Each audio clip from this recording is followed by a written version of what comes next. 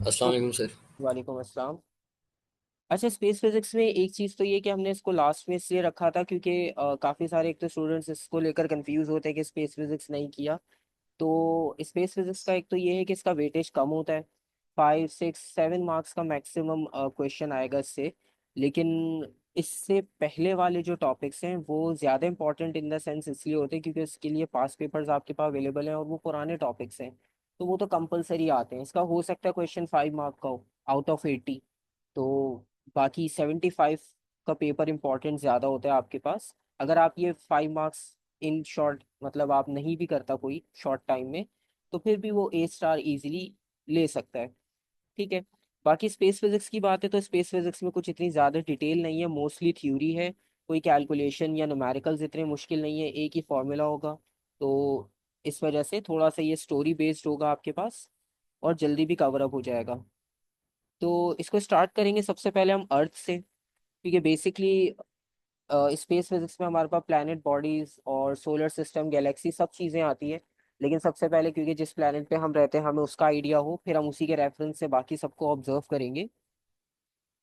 तो सबसे पहले अगर हम अर्थ की बात करते हैं तो इसमें से बहुत सारी बातें ऐसी है जो आपको पता है, जैसे कि 1 ईयर में कितने डेज होते हैं आप सबको पता है, ऑन एवरेज 365 कंसिडर करते हैं हम। ठीक है, तो ये छोटी छोटी बातें भी आपके पास इंक्लूडेड है इसमें। अच्छा, वैसे हम कंसिडर करते हैं अर्थ को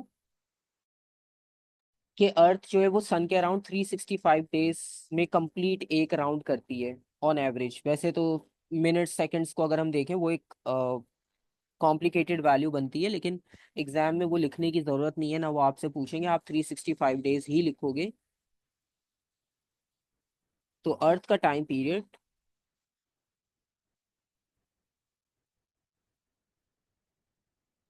365 डेज ही कंसिडर करते हैं हम। ठीक है। आपको ज़्यादा कॉम्प्लिकेटेड याद करने की ज़रूरत नहीं है कि इतने मिनट्स इतने सेकंड्स और ये सब। बस आपने 365 याद रखना है। और इसका मतलब आपको पता है कि सन के अराउंड जैसे डायग्राम भी बनी हुई है, तो पूरा जिस पॉइंट से स्टार्ट किया वहां तक आने में आपको 365 डेज लगेंगे ऑन एवरेज। तो ये एक बेसिक सी बात हो गई जो आपको ऑलरेडी पता थी, इसमें कुछ नया नहीं है। दूसरी बात जो सबसे इम्पोर्टेंट ये है वो ये कि जैसे हम नॉर्मली अभी डायग्राम को अगर आप कंसिडर करो तो इसमें जो आपको ऑर्बिट नजर आ रहा है जिसमें अर्थ मूव कर रही है, तो इसे हम ओवल शेप यानी इलिप्टिकल कंसिडर करते हैं। ठीक है। ये एक बात इंपॉर्टेंट आपने याद रखनी है कि जो ऑर्बिट होगा कोई भी प्लेनेट हो, अब जैसे हम अर्थ की बात कर रहे हैं तो सोलर सिस्टम में और भी प्लैनेट्स हैं तो वो सबके लिए एप्लीकेबल होगा क्योंकि हमारा सोलर सिस्टम एक जैसा ही है। तो ऑर्बिट इलिप्टिकल होना चाहिए, ये आपने याद रखना है, एमसीक्यूज में काम आ सकता है। ठीक है। और इलिप्टिकल होने के अलावा जब हम कैलकुलेशन करेंगे ना तो कैलकुलेशन में हम इलिप्टिकल लेंगे नहीं। ठीक है, लेकिन समझने में और लिखने में आपने इलिप्टिकल का वर्ड यूज करना है। अगर कोई भी पूछे आप बोलोगे इलिप्टिकल। कैलकुलेशन करेंगे तो इलिप्टिकल की वैल्यू यूज नहीं करेंगे क्योंकि वो थोड़ी सी कॉम्प्लिकेटेड होती है। तो क्योंकि हम एवरेज पे चल रहे हैं, क्योंकि स्पेस के बारे में हम बिल्कुल एब्सोल्यूट कुछ बता नहीं सकते। ठीक है, वो भी आपको आगे भी पता चल जाएगा क्यों, क्योंकि वो डेली मतलब आप उसको कंसिडर कर सकते हो डेली रूटीन पे वो एक्सपेंड हो रहा है। तो उसमें थोड़ी सी एस्टिमेशंस होती हैं। तो एग्जैक्ट एब्सोल्यूट कुछ भी नहीं होता वहां पर। ठीक है, बस हमें ये पता है कि स्पीड ऑफ लाइट जो है वहां पर कांस्टेंट होती है। उसके अलावा कुछ भी आप एब्सोल्यूट नहीं बता सकते स्पेस में। तो इस वजह से कैलकुलेशन में हम सर्कल की कैलकुलेशन ले लेते हैं ताकि ऑन एवरेज आपको एक आइडिया तो हो सके कि कितना इसमें आपके पास कैलकुलेशन की वैल्यू बनती है। तो उस कॉन्सेप्ट को हम कंसिडर करते हैं ऑर्बिटल स्पीड। तो किसी भी प्लैनेट के लिए अगर आप ऑर्बिटल स्पीड कैलकुलेट करना चाहते हो, ऑर्बिटल स्पीड का मतलब कि एक ऑर्बिट जो कंप्लीट आप करोगे, जो भी प्लैनेट कंप्लीट करेगा चाहे वो सैटेलाइट क्यों ना करे, तो उसे भी आप ऑर्बिटल स्पीड कह सकते हो।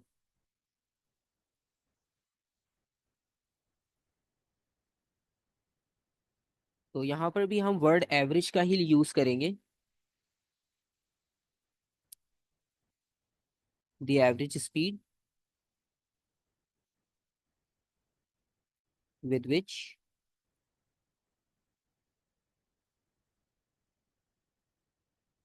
द अर्थ और एनी बॉडी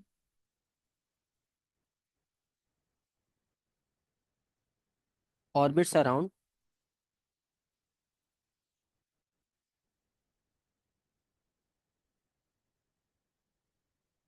अदर बॉडी।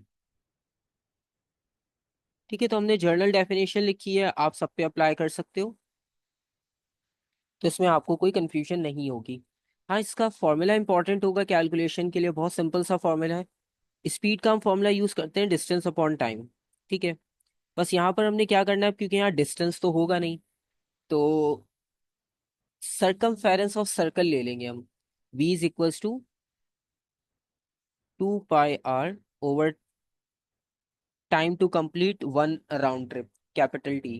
ठीक है, तो यहाँ पर 2 पाई r, अभी जैसे आपको मैंने बताया कि यहाँ पे इलिप्टिकल लिखेंगे लेकिन कैलकुलेशन में इलिप्टिकल लेंगे नहीं। ठीक है, क्योंकि एस्टिमेशंस पे चल रहे होते हैं हम, बिल्कुल एब्सोल्यूट वैल्यू आपको कभी भी नहीं मिलती। तो ये सरकमफेरेंस ऑफ सर्कल है, आप सभी को पता होगा, बेसिक है, कुछ इसमें नया नहीं है। Circumference of circle. ठीक है, मतलब ये बहुत आसान आसान चीजें, इसलिए इसको थोड़ा सा जल्दी कर लेंगे हम। और ये टाइम टेकन होगा, जो कि एक ऑर्बिट को कंप्लीट करने में रिक्वायर्ड था उस बॉडी को। तो अर्थ के बारे में बात हो गई, 365 डेज हमें रिक्वायर्ड होते हैं। और एलिप्टिकल शेप होती है ऑर्बिट की। जो भी आपके पास प्लेनेट हो वो अपने ऑर्बिट में जब मूव कर रहा होगा, और उसके लिए ऑर्बिटल स्पीड का फॉर्मूला आ गया, उसकी डेफिनेशन आ गई। ठीक है, एक और छोटी सी इंपॉर्टेंट बात ये, आपने देखा होगा नॉर्मली हमारे ऑफिसेज स्कूल्स में जो वर्ल्ड मैप का ग्लोब होता है पूरा स्फेयर फुटबॉल शेप में, वो रखा होता है।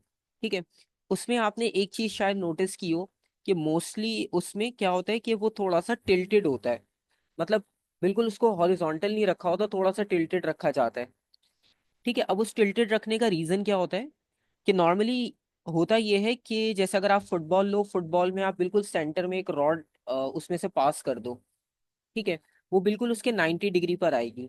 जैसे कि यहाँ पर आप ये देख सकते हो कि ये सेंटर वाली लाइन डॉटेड, ये 90 डिग्री पर है। ठीक है, तो एक्सिस जो होता है वो इम्पोर्टेंट होता है, जैसे टायर होते हैं कार्स के, बाइक के, तो सबके बीच में एक रॉड हम फिक्स करते हैं, उसके अराउंड वो रोटेट कर सकती है। जैसे फैन होता है, फैन के बीच में भी एक रॉड होती है, उसके अराउंड वो रोटेट कर रहा होता है। ठीक है, तो इसी तरह से हर टायर, हर व्हील के लिए एक सेंटर में एक रॉड यूज की जाती है जिसे हम एक्सेल कहते हैं। यहाँ पर भी ये सेंटर में एक तरह का एक्सिस होता है। अच्छा, ये एक्सिस बिल्कुल 90 डिग्री पर नहीं होता। ठीक है, ये 90 से थोड़ा सा टिल्टेड होगा, मतलब अगर आप बिल्कुल परपेंडिकुलर के साथ देखो तो परपेंडिकुलर से 23.5 डिग्रीज पर होगा ये। ठीक है, तो ये एक और छोटी सी बात यहाँ पर आपके पास ऐड हो गई कि वर्टिकल बिल्कुल नहीं होगा एक्सिस कभी भी, वो थोड़ा सा टिल्टेड होगा 23.5 डिग्रीज। इसलिए वो जो ग्लोब्स हमारे ऑफिसेज स्कूल्स में हमने देखे होते हैं अक्सर, तो वो भी टिल्टेड बनाए जाते हैं इसी वजह से, क्योंकि एक्सिस हमारे पास होता ही टिल्टेड है। ठीक है, जरूरी नहीं है कि वो उनको टिल्टेड बनाना जरूरी हो। ठीक है, वो तो खैर एक मॉडल होता है, लेकिन फिर भी अक्सर टिल्टेड जो आपने देखे होंगे उनकी लॉजिक यही होती है कि स्ट्रेट भी तो बना सकते थे, टिल्टेड क्यों बनाया, तो उसका रीजन ये होता है कि जो हमारे पास ऑब्जर्वेशंस हैं उसके अकॉर्डिंगली हमें यही पता चला कि वो टिल्टेड होते हैं एक्सिस। आप सब डायग्राम्स में देखो टिल्टेड बने हुए हैं। यहाँ पर 4 स्फेयर्स नजर आ रहे हैं आपको, चारों में टिल्टेड बनाए हैं। ठीक है, अच्छा इसके बाद बात करते हैं सीजन्स की। ठीक है, यहाँ तक हमारे पास बेसिक इन्फॉर्मेशन थी अर्थ की, कुछ इतना खास नया नहीं था या मुश्किल नहीं था जो आपको पता ना हो पहले से। ऑलमोस्ट सब पता ही था, इसमें सिर्फ एक्सेस के अलावा शायद वो ना पता हो। इसके अलावा अगर आप बात करो, जैसे हमारे पास समर सीजन होता है, समर सीजन थोड़ा सा लंबा चलता है, विंटर सीजन भी थोड़ा सा लेंदी रहता है। ठीक है, और जर्नली आपको ये भी पता है कि समर सीजन में एक दिन आता है हमारे पास जिसमें हम ये कहते हैं कि डे टाइम जो होगा वो थोड़ा सा हमें लॉन्ग मिलेगा, टाइम ड्यूरेशन सनलाइट काफी देर तक रहेगी।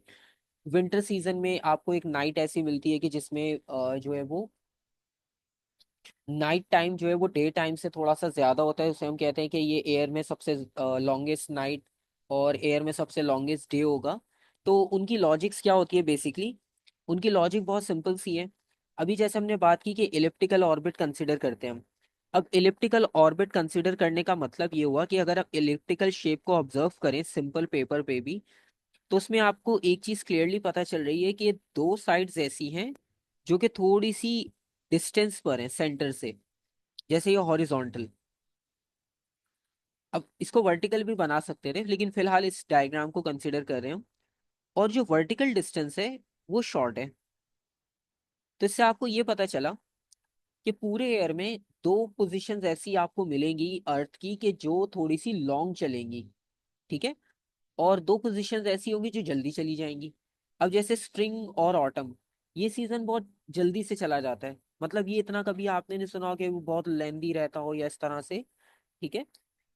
और दो सीजन ऐसे समर और विंटर, ये मोस्टली मतलब हम इन्हीं दो का नाम ले रहे होते हैं, बाकी दो कभी कभार हमें कहीं कहीं देखने को मिलते हैं, कहीं कहीं नहीं भी मिलते। ठीक है, क्योंकि उनकी लोकेशन ऐसी होती है। लेकिन समर और विंटर ये हमारे पास मेन होते हैं। और क्योंकि ये दोनों ऐसी पोजीशंस पर होते हैं कि जहां पर डिस्टेंस ज्यादा है, तो बेसिकली होता ही है कि जब आप सन से दूर होते हो तो सन की ग्रेविटी वहां पर थोड़ी सी वीक होती है। ठीक है। जैसे अर्थ है, अर्थ के क्लोज रहेंगे तो ग्रेविटी स्ट्रांग होगी, आप स्पेस में चले जाओ ग्रेविटी खत्म हो जाएगी। तो इसी तरह से जब आप सन के क्लोज रहोगे तो ग्रेविटी स्ट्रांग होगी अर्थ पे। और सन से जब दूर होना शुरू होंगे तो ग्रेविटी थोड़ा सा वीक हो जाएगी पहले के कंपैरिजन में। तो इससे आपको ये आइडिया होता है कि जो ये लॉन्ग डिस्टेंस है ना, यहाँ पर थोड़ा सा प्लेनेट स्लो जाएगा। ठीक है, बाकी की जगह के कंपैरिजन में। तो ये दो पोजीशंस ऐसी है जहां से प्लेनेट थोड़ा सा स्लो गुजरेगा। तो इस स्लो मूवमेंट की वजह से ये होता है कि जो सीजन होते हैं वो आपके पास समर और विंटर, उसमें आपको लॉन्गेस्ट डे और लॉन्गेस्ट नाइट मिलती है। ठीक है। अच्छा, ये सारी चीजें आपको जर्नली डायग्राम को एक्सप्लेन करने के लिए समझाई हैं। इसका अभी तक कोई क्वेश्चन ऐसा पास पेपर में आया नहीं है, ना उन्होंने मॉडल पेपर में दिया था कि वो इसके बारे में आपसे कोई डिटेल डिस्क्रिप्शन पूछेंगे। ठीक है। ये सिर्फ आपको डायग्राम से रिलेटेड समझाया कि इन केस अगर कोई क्वेश्चन आ जाए 1-2 मार्क के लिए, तो आप कुछ लिख सकते हो उसके बारे में। ठीक है, वैसे तो डायग्राम में सब मेंशन है, लेकिन हमने डिस्कशन में ये डिसाइड कर लिया कि जो लॉन्गेस्ट डे और लॉन्गेस्ट नाइट था उसकी लॉजिक क्या है। ठीक है, बस अब उसे यहाँ पर शॉर्ट मेंशन कर लेंगे। तो आप डायग्राम जब देखोगे आपको याद आ जाएगा कि हमने कैसे डिस्कस किया था। अभी आप यहाँ पर देखो कि सन जो है वो ये वाली साइड को फेस कर रहा है।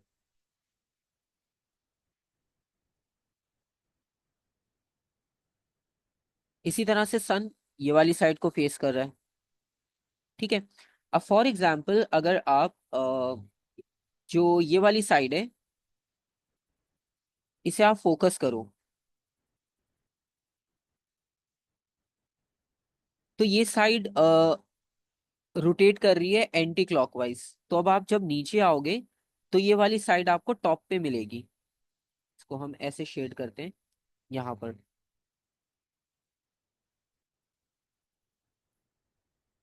ठीक है, ये वाली साइड टॉप पर आ जाएगी थोड़ी सी। और जब आप राइट पे गए तो आप वहां पर देख सकते हो कि वो साइड कहाँ पर है। और उसके बाद जब आप ऊपर वाली पोजीशन पर आओगे तो वो आपको यहाँ मिलेगी। अच्छा, ये शेडेड करने का रीजन ये हुआ कि अगर आप पूरे एक राउंड ट्रिप में किसी एक पॉइंट को ही फोकस करो तो फिर आपको सीजन चेंज का पता चलेगा। ठीक है, जैसे हम एक जगह रहते हैं, एक कंट्री में, एक सिटी में, तो वहाँ का सीजन हमें पूरे साल में तभी पता चलेगा जब वहाँ हम एक साल रुके। ठीक है। अब हम कंटिन्यूसली स्विच करते रहे तो हमें कैसे पता चलेगा। तो इसी वजह से इस डायग्राम में भी कोई एक पॉइंट आप बना लो रेफरेंस और उसी को पूरी डायग्राम में आप ऑब्जर्व करोगे तो आपको समझ आएगा। जैसे ये हाईलाइटेड हुआ हुआ है हमारे पास, तो इसको लेफ्ट साइड से शुरू करते हैं। यहाँ पर लिखा हुआ है June 21। अब जून हमारे पास समर सीजन में आता है। और ये June 21 इसलिए लिखा हुआ है कि क्योंकि ये सन से दूर डिस्टेंस पर है, तो यहाँ पर थोड़ा सा मूवमेंट स्लो होगी। तो समर सीजन में एक दिन आपको ऐसा मिलेगा कि जिसमें लॉन्गेस्ट डे आएगा। ठीक है, तो ये वाला डे आपके पास लॉन्गेस्ट हो जाएगा।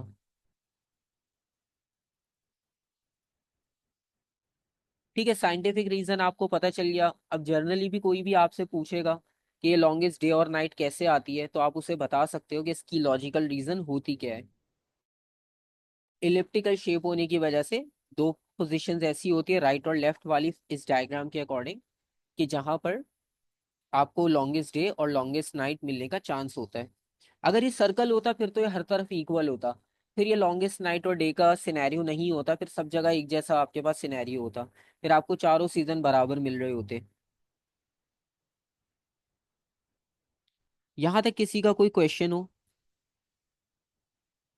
बाकी रिकॉर्डिंग भी है ये, अगर कोई चीज़ नहीं भी समझ आए बाद में भी देखनी हो आप देख सकते हो, लेकिन अभी फिलहाल यहाँ तक अगर कोई कंफ्यूजन है तो आप पूछ सकते हो।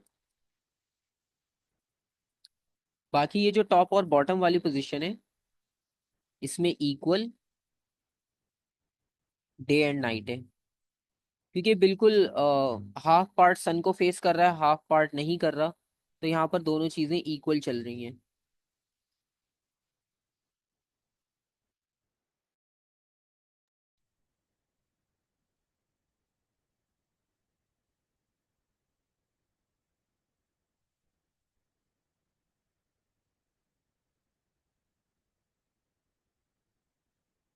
ठीक है, क्लियर हो गया, यहाँ तक कोई कंफ्यूजन नहीं है। आगे चलते हैं। तो यहाँ तक फिलहाल कोई ऐसा मुश्किल क्वेश्चन थ्योरी में तो आपको नहीं मिलेगा, क्योंकि पहले थ्योरी का एग्जाम है तो हम उसी को फोकस कर रहे हैं। एमसीक्यूज में पूछ लेते हैं। तो एमसीक्यू में तो क्योंकि ऑप्शन भी होते हैं तो आपको याद आ जाएगा कि हमने क्या पढ़ा था। ठीक है, थ्योरी में होता है खुद से लिखना होता है, तो उसमें अक्सर हम भूल जाते हैं। इसके बाद आते हैं हम अर्थ से थोड़ा सा बाहर। अर्थ से बाहर हमें पता चला कि सोलर सिस्टम में है हम, और सोलर सिस्टम में आपको और भी प्लैनेट्स मिल रहे हैं। और इस डायग्राम में ऑलरेडी आपके पास लिखा हुआ है कि स्टार्टिंग के जो प्लैनेट हैं, पेपर वन फर्स्ट, ठीक है। अच्छा हाँ, आपका वाला केस जो है वो मैं आपको अलग से बता दूंगा, उसमें कोई प्रॉब्लम नहीं है, वो हम डिस्कस कर लेंगे, बस ये टॉपिक कंप्लीट हो जाए। ठीक है, ओके। अच्छा, इसमें ये है कि आपके पास जो स्टार्टिंग फोर है, तो वो प्लैनेट्स बिल्कुल सॉलिड होंगे, रॉकी प्लैनेट्स। ठीक है।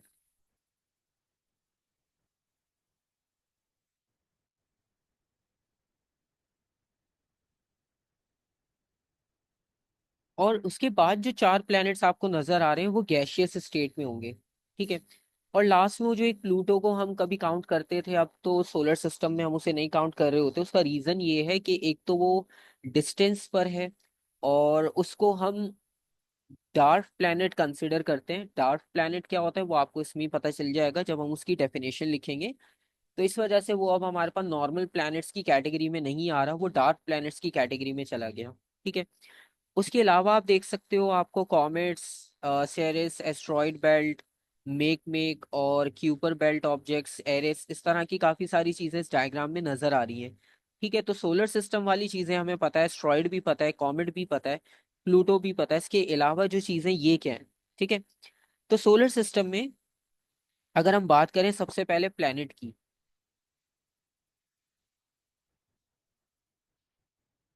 तो प्लैनेट को प्लैनेट क्यों कहते हैं, या किसी चीज को प्लैनेट हम कब कंसिडर कर सकते हैं? ठीक है, प्लैनेट हम तब कंसिडर कर सकते हैं जब उसकी एक स्फेरिकल शेप आपको नजर आए।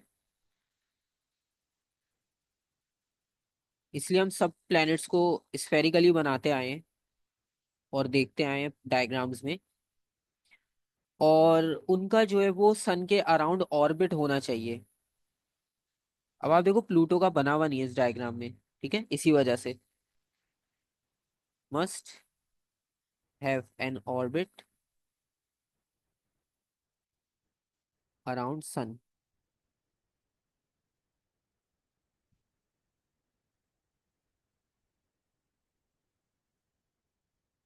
अच्छा, अब आते हैं डार्क प्लेनेट पे कि जो प्लूटो को बाहर निकाल दिया, इसका क्या रीजन है?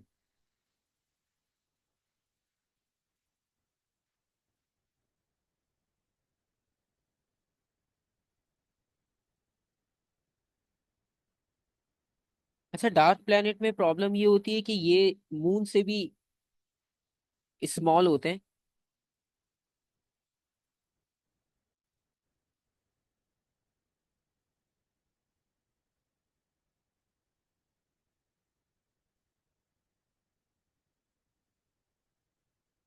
और इनका कोई प्लेनेट का ऑर्बिट भी आपको प्रॉपर नहीं मिलेगा। इस वजह से हम इन्हें फिर डार्क की कैटेगरी में शिफ्ट कर देते हैं।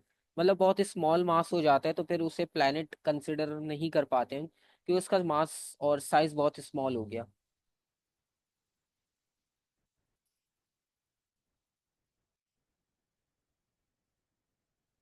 अच्छा, नेक्स्ट आगे चलते हैं इसमें।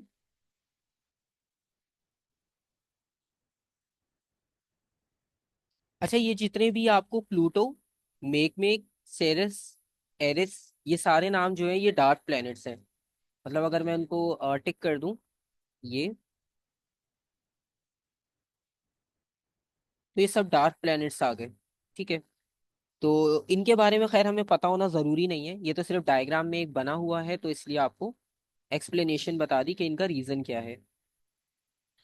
और दूसरी बात ये कि डार्क प्लैनेट्स के बाद अगर हम जाएं तो हमें एक एस्ट्रॉइड बेल्ट नजर आ रही है। ठीक है। तो एस्ट्रॉइड्स को डिफाइन करते हैं।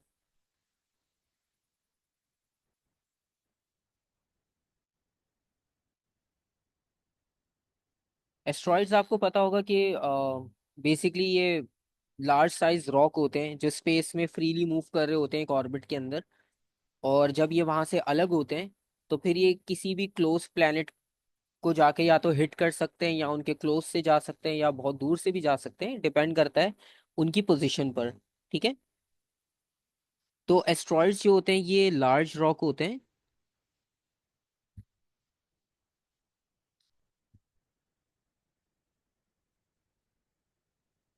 That have no atmosphere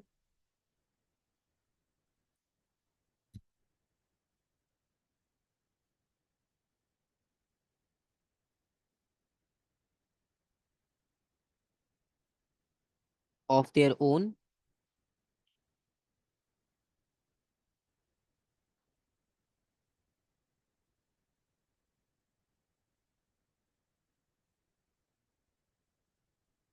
and have an orbit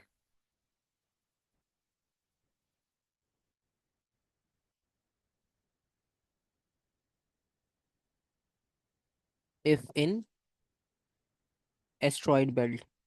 तो अगर वो अपनी उस बेल्ट में रहते हैं तो वो एक ऑर्बिट की तरह चलता रहेगा।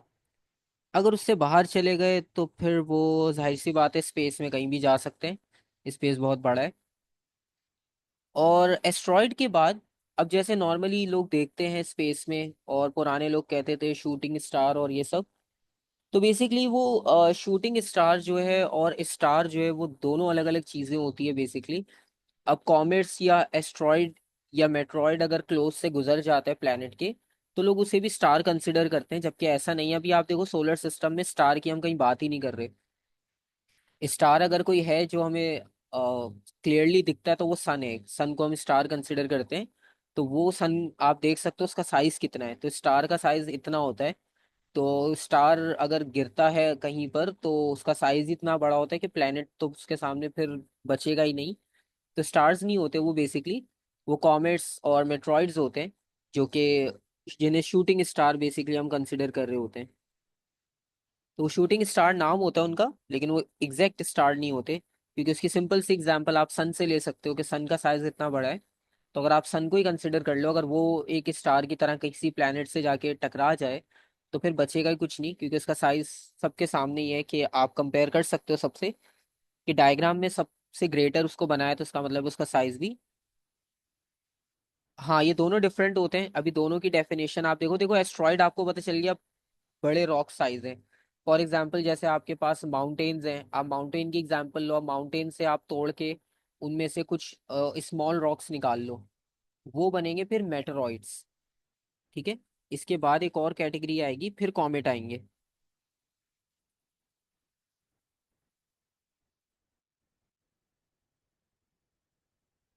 स्टार आप ऐसे समझ लो कि आप बीच साइड पर जाओ और बीच साइड पर जो सैंड होती है, रेत होती है, उसमें से आप जितना मिनिमम एक पार्टिकल हो सकता है उसको उठाने की कोशिश करो अगर, तो वो जो एक पार्टिकल है वो समझ लो अर्थ है। और वहां पर जितनी आपको सैंड नजर आ रही है ना, वो एक स्टार का साइज होगा। तो सिर्फ इमेजिन करने के लिए आप उससे एग्जाम्पल ले सकते हो कि स्टार जो है वो इतने बड़े साइज में होते हैं, तो वो कैसे किसी प्लेनेट पे आगे गिर सकते हैं। ठीक है। हाँ, तो वो जो जिनको हम स्टार कहते हैं ना, ये शूटिंग स्टार कहते हैं बेसिकली।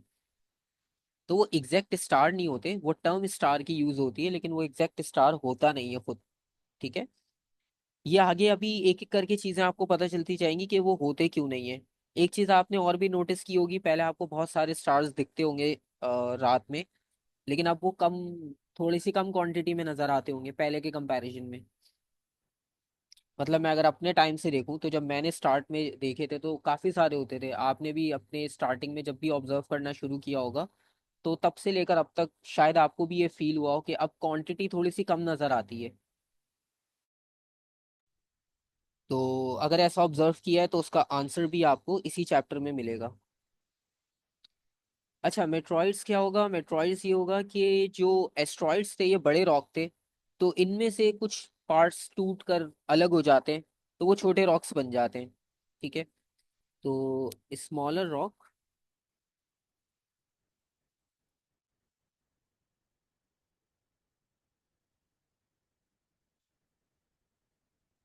broken आउट ऑफ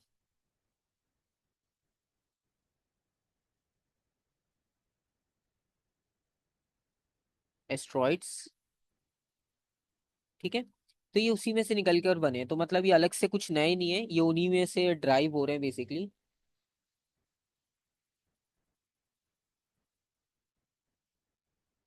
अच्छा, जब ये अर्थ के पास से जाएंगे, वैसे तो किसी भी प्लेनेट के पास से भी गुजर सकते हैं, लेकिन हमें क्योंकि अगेन अर्थ की पता है बात, तो हम अर्थ के बारे में बात करेंगे।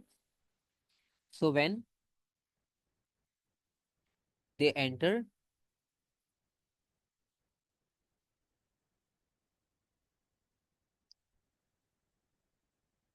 Earth atmosphere. अच्छा, शॉर्ट फॉर्म लिख रहा हूँ, एटमॉस्फेयर लिखा है ये। दे बिकम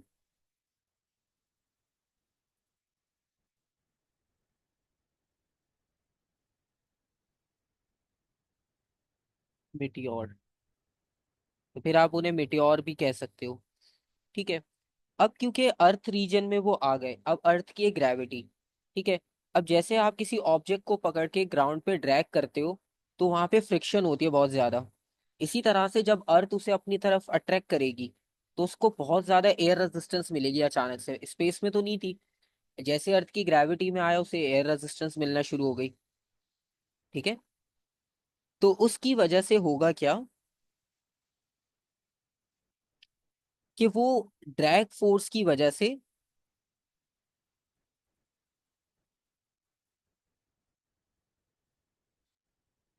क्या कहते हैं, उसकी जो टेम्परेचर है उसका टेम्परेचर इंक्रीज होना शुरू हो जाएगा।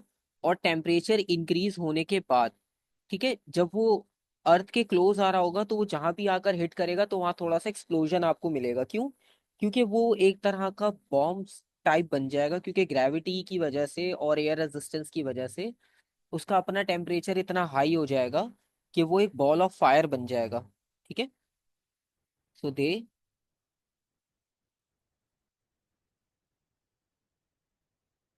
Start to burn due to high speed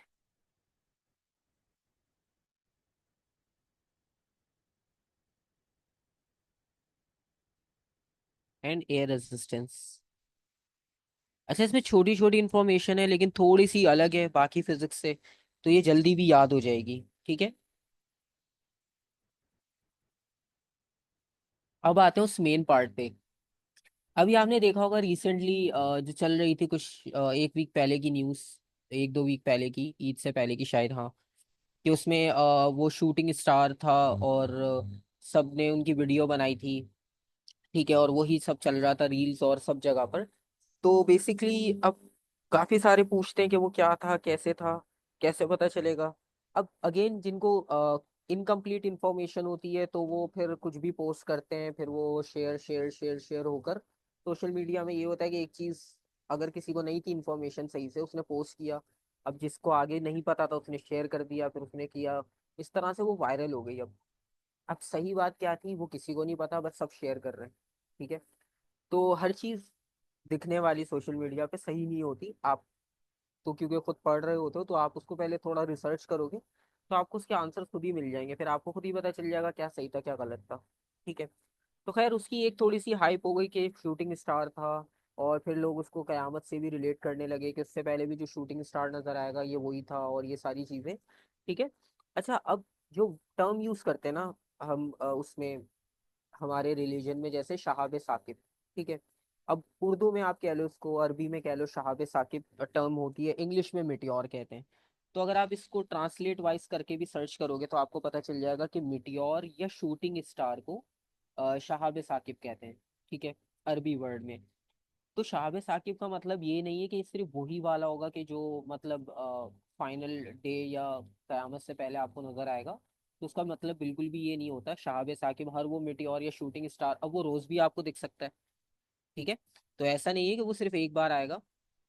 her shooting star और मिटियोर को आप शहाब साकिब भी कह सकते हो। ठीक है। खैर ये एग्जाम में नहीं आएगा, सिर्फ आप लोगों की नॉलेज के लिए, ताकि आप भी आगे ये चीज़ बता सको कि क्या चीज़ सही है। और अभी खैर आपको खैर इतनी डिटेल इन्फॉर्मेशन तो नहीं अभी हमने पढ़नी, लेकिन जितनी इन्फॉर्मेशन है एटलीस्ट उसकी बेसिस पर आप समझा सकते हो। क्योंकि आप पिक्चर में भी देख सकते हो, करीब करीब कोई भी स्टार हमने बनाया ही नहीं है डायग्राम में, अगर होता तो बनाते। ठीक है। हाँ, सबसे क्लोज सन है।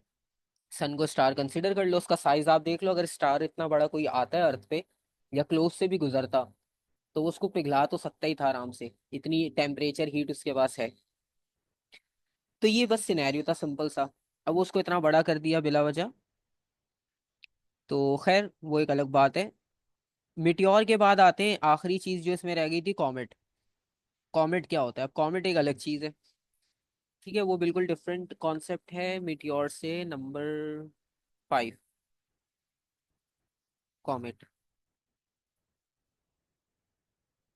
अच्छा, कॉमेट जो होते हैं वो डस्ट और आइस पार्टिकल्स से मिलकर बना होता है बेसिकली। ठीक है। मतलब आप आइस लो, मतलब जैसे हमने वाटर लिया, आप उसमें थोड़ी डस्ट डाल दो और आप उसको फ्रीज कर दो, फिर आप उसे लाकर बाहर रख दो। ठीक है, नॉर्मल डे टाइम में लाकर टेबल पे रख दो। अब होगा क्या, उसमें क्या था, गैस, सॉरी डस्ट और आइस, दो चीजें थी। कॉमेट भी यही होता है। अब क्या होगा, थोड़ी देर में वो हीट की वजह से पिघलना शुरू हो जाएगा। तो कॉमेट का भी यही सिनेरियो होता है कि वो डस्ट और आइस होता है। अब वो किसी ऐसी चीज के पास आएगा जिसका टेम्परेचर हाई है, तो जाहिर सी बात है आइस तो मेल्ट होगी। अब जब वो मेल्ट होगी तो मेल्ट होने की वजह से, अब जैसे आप टेबल पर रखते हो अगर आइस को, तो वो मेल्ट होकर उसकी साइड में एक्सपेंड होना शुरू हो जाती है। ठीक है। और अगर जैसे कार में से फ्यूल लीक हो रहा हो या वाटर लीक हो रहा हो किसी टैंक में से, और वो ट्रक के ऊपर जा रहा है, ट्रैवल कर रहा है, तो वो पूरी एक टेल बनाता हुआ जाएगा अपने पीछे, क्योंकि वो लीक हो रहा है। तो इसी तरह से कॉमेट भी जो है, जब वो मेल्ट हो रहा होगा तो वो भी अपने पीछे एक टेल बना देगा, और वो शूटिंग स्टार दिखेगा आपको कि वो स्टार गया था। ठीक है। जबकि वो क्या था, वो कॉमेट था। सही है। तो कॉमेट की बात हो गई क्लियर कि comet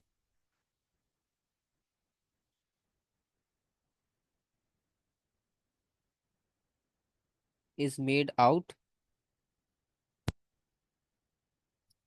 of dust embedded in ice and methane. यहाँ तक किसी का कोई क्वेश्चन हो?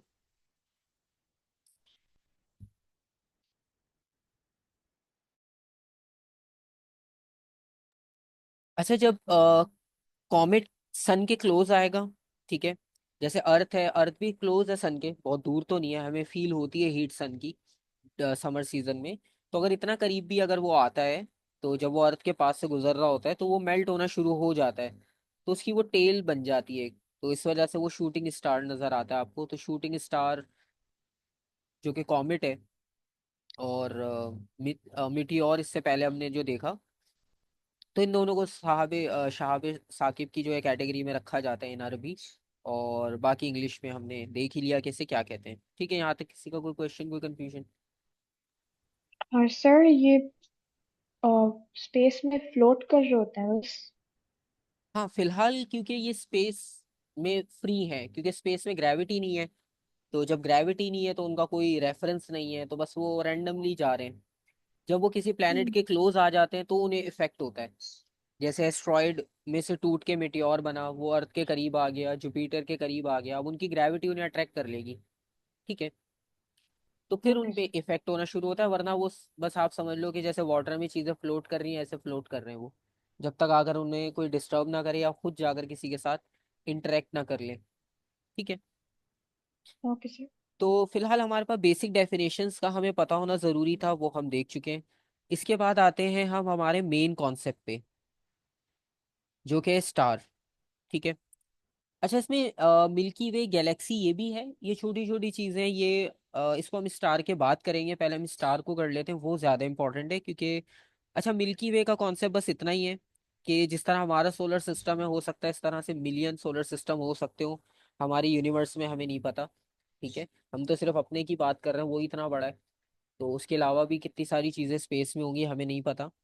ठीक है, जैसे आप ये देख सकते हो कि ये मिल्की वे और इसमें हम यहाँ पर हैं, यू आर हेयर जहाँ लिखा हुआ है यहाँ पर हम हैं।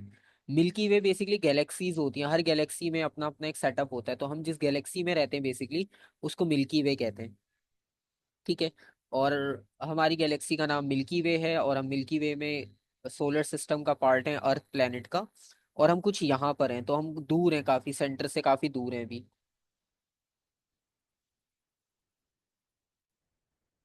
इसी तरह से आपको और भी गैलेक्सीज मिलेंगी, लेकिन हमें सबको नहीं पढ़ना, सबको याद नहीं रखना। इसके बारे में जितनी इन्फॉर्मेशन है मैं आपको स्टार के बाद बताऊंगा, बस दो तीन बातें, बस वो नंबर्स लिखने हैं। वो अगर आप नहीं भी पढ़ोगे तो क्वेश्चन में एक जगह आएगा तो आपको वो चीज़ वहां से याद हो जाएगी, बस उससे ज्यादा इसमें कुछ और डिटेल आपसे कोई पूछेगा नहीं। अच्छा स्टार की अगर हम बात करें, स्टार कहाँ गया हमारा, ये रहा। Life cycle of a star, ये इंपॉर्टेंट सबसे टॉपिक है, इसके क्वेश्चन 95% आप कह लो कि चांसेस होते हैं कि पेपर में आएंगे, क्योंकि यही एक टॉपिक ऐसा है कि जो आगे ए लेवल्स में भी आपको हेल्प करता है पढ़ने में, तो इसलिए हम इसको फोकस ज्यादा करेंगे और इसी के क्वेश्चंस होंगे। और सबसे अच्छी बात है कैलकुलेशन कोई नहीं करनी, तो बस स्टोरी की तरह याद रखो, कॉपी पेस्ट करो, मार्क्स मिल जाएंगे। अच्छा स्टार के बारे में अगर हम बात करें तो ये एक सेलेस्टियल बॉडी होती है। सेलेस्टियल बॉडी का मतलब वो बॉडीज जो आउटर स्पेस में हो। ठीक है, अब यहाँ पे हम वर्ड यूज कर रहे हैं आउटर स्पेस, मतलब हमारा सोलर सिस्टम था उसके भी बाहर जाकर फिर आपको स्टार्स मिलते हैं, तो यहाँ वर्ड से ही आपको क्लियर हो गया कि ये दूर होते हैं, अंदर तो नहीं है सोलर सिस्टम के फिलहाल। दैट प्रोड्यूसेस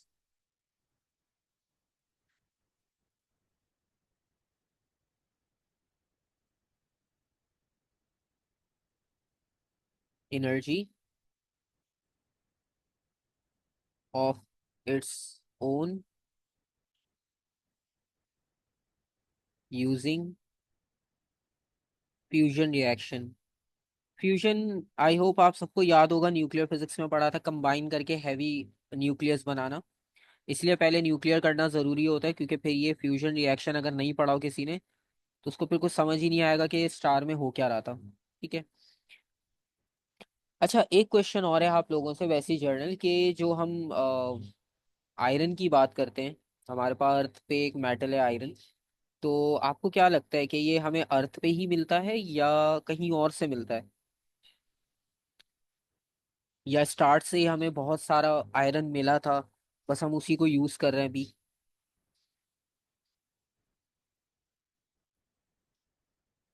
ठीक है, अब ये क्वेश्चन है, ये आपने याद रखना है, इसका आंसर आपको इस स्टार के टॉपिक के बिल्कुल लास्ट में मिलेगा।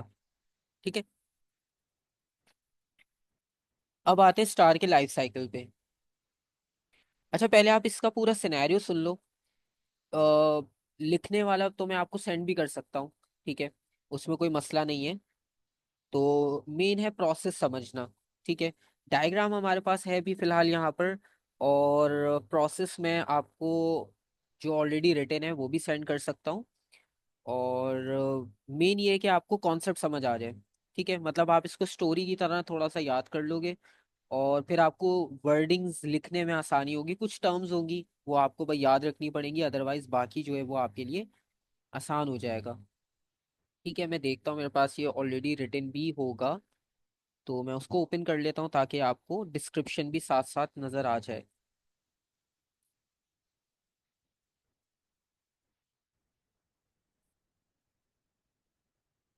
ठीक है, हम इस वाली स्लाइड को यूज़ करते हैं, सेम स्लाइड है बस ऑलरेडी फिल्ड है ये।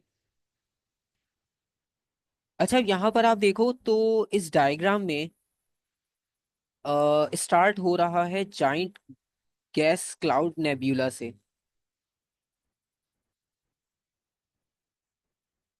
ठीक है, यहाँ से स्टार्ट कर रहे हैं हम। तो स्टार बना कैसे, ये पहले हम देखेंगे। फिर वो स्टेबल कैसे है, फिर वो खत्म कैसे होगा, और फिर वो आगे क्या करेगा खत्म होने के बाद, ये पूरी स्टोरी। ठीक है, और इस पूरी स्टोरी को आपने सन के साथ रिलेट करके देखना है, क्योंकि सन भी स्टार है, वो भी ऐसे ही बना होगा, वो भी ऐसे स्टेबल है, और वो भी ऐसे ही एंड होगा। ठीक है, अब एंड कब होगा वो तो सिर्फ इंसानों में से किसी को नहीं पता। ठीक है, तो बस ये पता है कि जब एंड होगा तो उसमें ये प्रोसेस हो रहा होगा, बस हम ये बता सकते हैं। ठीक है, अकॉर्डिंग टू साइंस। खैर, अब इसमें फॉर्मेशन ऑफ स्टार की बात हो रही है, तो फॉर्मेशन में आप देखो जाइंट गैस क्लाउड, मतलब जैसे डस्ट और गैस पार्टिकल हैं उनसे मिलकर स्टार्ट हुआ ये। ठीक है, मतलब गैस और डस्ट पार्टिकल्स थे। आप डिस्क्रिप्शन भी देख सकते हो, साथ लिखी हुई है, तो आपको इजी हो जाएगा अंडरस्टैंड करना।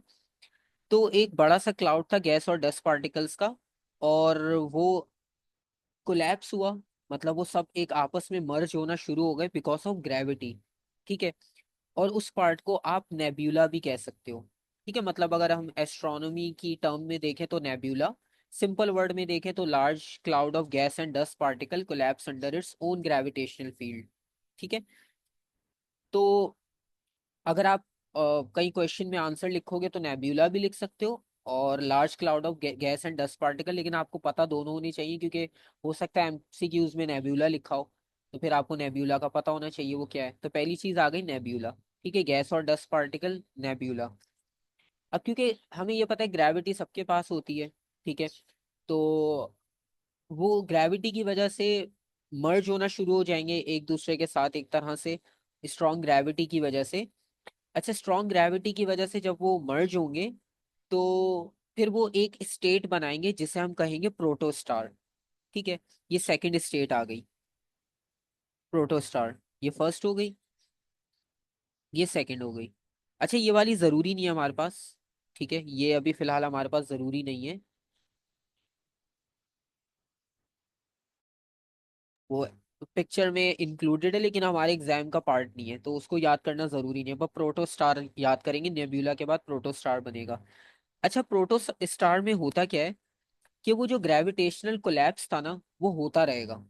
ठीक है, अब वो होता रहेगा। अब जैसे अर्थ की एग्जांपल लो, अर्थ में क्या होता है, अर्थ की भी ग्रेविटी है, उसके सेंटर में क्या है, कोर, कोर का टेम्परेचर क्या है, बहुत हाई। ठीक है, तो इसी तरह से स्टार भी जो गैस और डस्ट पार्टिकल मिल रहे थे ग्रेविटी की वजह से, तो उनकी ग्रेविटी स्ट्रांग होते होते होते थोड़ी देर, मतलब आपको कुछ टाइम बाद क्या मिलेगा, हाई टेम्परेचर। तो सेंटर में जो कोर होगा उसका टेम्परेचर हो जाएगा हाई। ठीक है, और एक टाइम पर वो इतना हाई हो जाएगा कि वो फ्यूजन रिएक्शन कॉज करेगा। ठीक है, point number 3, collapse continues and temperature of core rises until it is large enough to cause fusion reaction.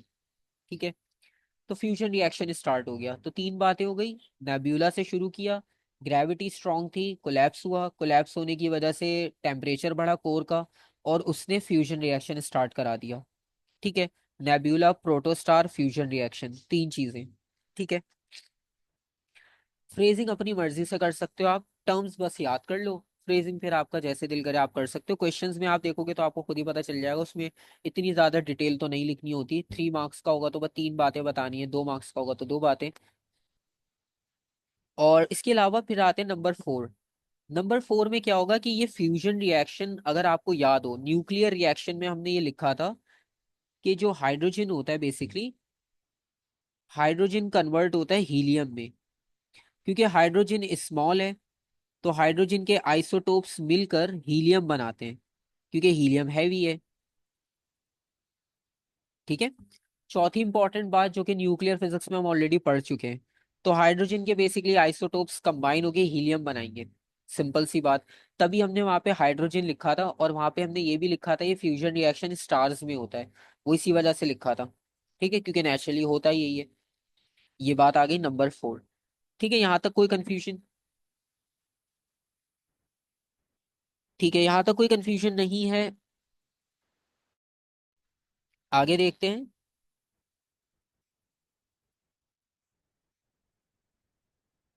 अच्छा, अब यहाँ पर क्या होगा कि जब फ्यूजन रिएक्शन स्टार्ट होगा ना, पहले सिर्फ थी ग्रेविटेशनल फोर्स। अब फ्यूजन रिएक्शन की वजह से एक और आपको फोर्स मिल जाएगी सपोर्टिंग। मतलब ग्रेविटी इनवर्ड होती है हमेशा। ठीक है, ग्रेविटी की ये क्वालिटी है, वो हमेशा इनवर्ड होती है। मैग्नेट में तो दोनों होती है ना, रिपल्जन अट्रैक्शन। ग्रेविटी में सिर्फ अट्रैक्शन ही होती है, वो रिपेल नहीं करती कभी भी। तो ग्रेविटेशनल जो है वो अट्रैक्ट कर रही है, तो वो सेंटर की तरफ हर चीज को खींचना चाह रही है। लेकिन अब फ्यूजन रिएक्शन की वजह से आपको एक आउटसाइड फोर्स मिल जाएगी। ठीक है, अब उसकी वजह से क्या होगा कि inside force outward force balance हो जाएंगी। ठीक है, ये लिखा हुआ पॉइंट नंबर 5।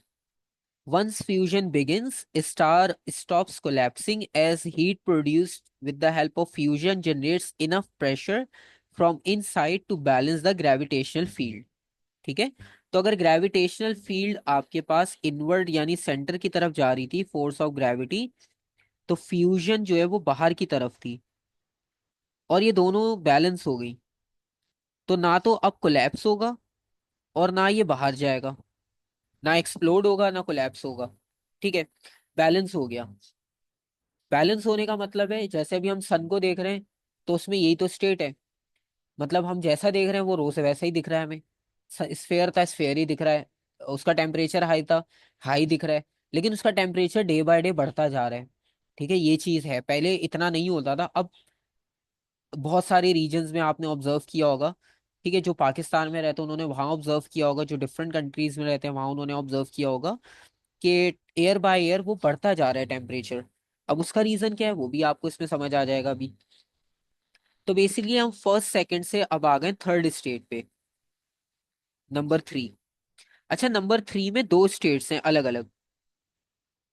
ठीक है, पहले हम बात करेंगे इस वाले की, जो हमारे प्लेनेट के करीब सन है, पहले हम उसकी बात करेंगे। फिर जो प्रोसेस इसमें होगा वही दूसरे में होगा, बस थोड़ी सी चेंजेस हो जाएगी।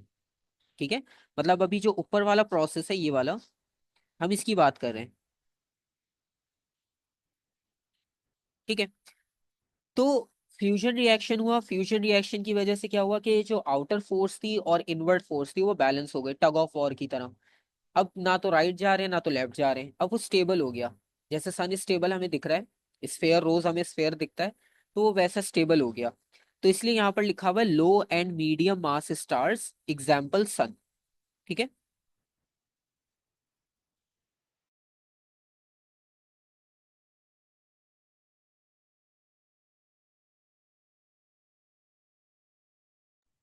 अच्छा बस मुझे आप 1 मिनट दो।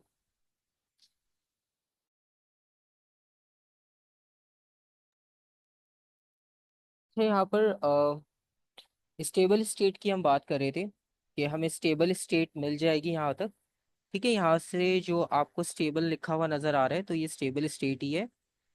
इसमें अब दो कैटेगरीज हैं, एक वो है जो कि सन की है।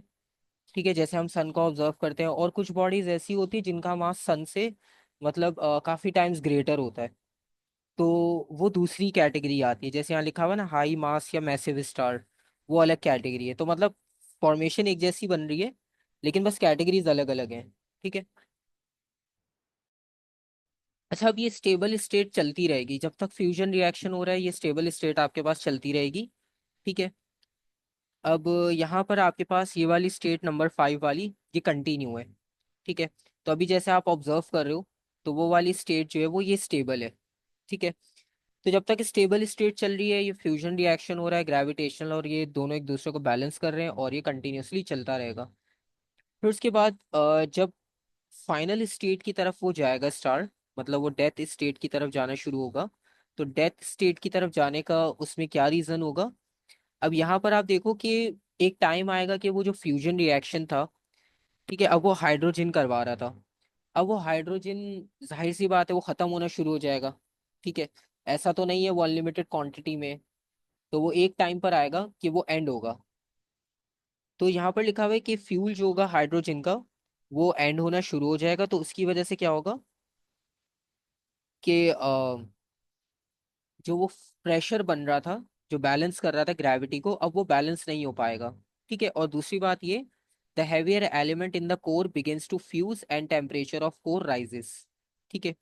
और जो हैवियर एलिमेंट यानी जैसे हीलियम बन रहे थे, ठीक है, हाइड्रोजन से हीलियम बन रहा था, और भी एलिमेंट्स होंगे हैवी, तो फिर वो भी आपके पास फ्यूजन रिएक्शन का पार्ट होते जाएंगे, और टेम्परेचर और इंक्रीज हो जाएगा, क्योंकि अब वो कोलैप्सिंग का प्रोसेस फिर शुरू हो जाएगा एक तरह से, क्योंकि उसको ओवरकम करने वाली जो फोर्स थी वो कम हो रही है अब। ठीक है। जैसे टग ऑफ वॉर थी, पहले बैलेंस थी, फिर एक साइड बढ़ना शुरू हो गई अचानक, फिर से वो कोलैप्सिंग का प्रोसेस शुरू। और उसके बाद ये होगा कि अब वो हाई टेम्परेचर की वजह से जो आपके पास हाइड्रोजन होगा सरफेस के ऊपर जितना भी, वो सब फ्यूज होकर हीलियम में चला जाएगा। ठीक है, मतलब हाइड्रोजन एंड, और वो सब हीलियम में फ्यूज हो गया जितना भी होना था। ठीक है। और कोर और ज्यादा डेंस होता जाएगा, क्योंकि हैवी एलिमेंट बना रहा है ना। ठीक है। हाइड्रोजन से हीलियम बन रहा है, हीलियम बनते बनते इतने सारे हीलियम हो जाएंगे कि डेंसिटी बढ़ती जाएगी, कोर हैवी होता जाएगा। ठीक है। मतलब आप 1+1 1+1 1+1 करते जाओ तो वो नंबर एक टाइम पे इतना बड़ा हो जाएगा। तो इसी तरह से यहाँ पर वो हाइड्रोजन ऐड हो होकर इतने हैवी हो जाएंगे कि आपके पास कोर का टेम्परेचर हाई हो जाएगा, और उसकी ग्रेविटी और ज्यादा स्ट्रांग हो जाएगी, प्लस वो बहुत डेंसर भी बन जाएगा। ठीक है। और उसका टेम्परेचर भी इतना हाई हो जाएगा, क्योंकि वो कोलैप्सिंग का प्रोसेस तो चल ही रहा है ग्रेविटी की वजह से, वो तो नेचुरल है ग्रेविटी। और उसकी वजह से एक एक्सप्लोजन होगा, और जो उसका सरफेस होगा फिर वो आपके पास आउटर स्पेस में एक्सपेंड हो जाएगा। ठीक है। और आउटर स्पेस में एक्सपेंड होने के बाद फिर वो जो नई स्टेट बनेगी वो ये होगी रेड जाइंट की। ठीक है। और अगर मैसिव बॉडीज होंगी तो उसको हम रेड सुपर जाइंट कहेंगे, मतलब मास में वो क्योंकि उससे ज्यादा हैवी थी, तो वो रेड सुपर जाइंट हो जाएगी। ठीक है। तो बेसिकली पहले क्या हुआ, पहले फॉर्मेशन हुई, स्टेबल हुआ, स्टेबल होने के बाद फिर फ्यूजन रिएक्शन कम होना शुरू हुआ क्योंकि हाइड्रोजन खत्म हो रहा था। फिर हाइड्रोजन जितना सरफेस पे था वो सब हीलियम में कन्वर्ट हो गया, और हीलियम में कन्वर्ट होने के बाद अब क्योंकि फ्यूजन तो हो नहीं पा रहा, तो दोबारा से जो कोर था, कोर आपके पास जो है वो स्ट्रांग होता जाएगा, ग्रेविटी और स्ट्रांग होती जाएगी, टेम्परेचर और इंक्रीज होता जाएगा, और एक टाइम ऐसा आएगा कि एक्सप्लोजन होगा, और सरफेस के ऊपर जितने भी आपके पास जो भी था सरफेस, वो एक्सप्लोड होकर आउटर स्पेस में चला जाएगा। ठीक है। अब जो बाकी बचेगा, अब वो बाकी क्या बच रहा है, अब प्लेनेटरी नेब्यूला रिमेन्स। अब आप देखो, नेब्यूला से शुरू किया था, वापसी वहीं पर आ गए। ठीक है, मतलब गैस डस्ट पार्टिकल से शुरू किया था, वापसी उसी स्टेट में आ गया। ठीक है। नेब्यूला का मतलब हमने शुरू में भी पढ़ा था, गैस और डस्ट पार्टिकल। तो अब आपके पास जब एक्सप्लोजन होगा, जैसे फॉर एग्जांपल कोई स्फेयर, उसकी लेयर पुरानी होती है, जैसे एग शेल की एग्जांपल ले लो, तो एग शेल टूट गया ऊपर से, अब वो एग तो नहीं रहा, अब जो उसका सेंटर होगा, बस जो उसमें होता है सेंटर पार्ट वो बचेगा। इसी तरह से यहाँ पर भी जो सेंटर में कोर था वो वाइट डार्क बन जाएगा। और वाइट डार्क इसलिए क्योंकि उसका टेम्परेचर इतना हाई हो जाएगा कि वो वाइट कलर शो करने लग जाएगा। ठीक है। और जब फ्यूजन बिल्कुल खत्म हो जाएगा, तो फ्यूजन बिल्कुल खत्म होने के बाद वो ब्लैक डार्क बन जाएगा। ठीक है। डार्क का मतलब अभी हमने पढ़ा था कि उसका साइज मून से भी कम होता है। ठीक है। तो यहां तक कोई कंफ्यूजन?